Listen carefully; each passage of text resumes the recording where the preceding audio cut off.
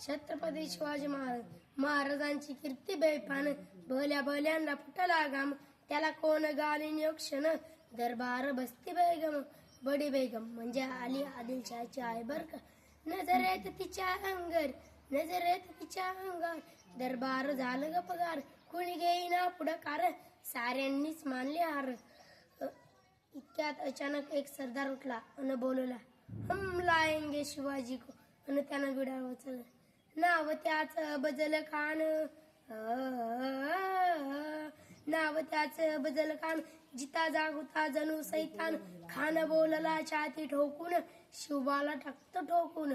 मरहबा सुभान अल्लाह, कौतिक झाले दरबाराचे, खान निघाला मोठ्या दुर्मित, झाले दरबाराचे, खान निघाला मोठ्या गुरमीत.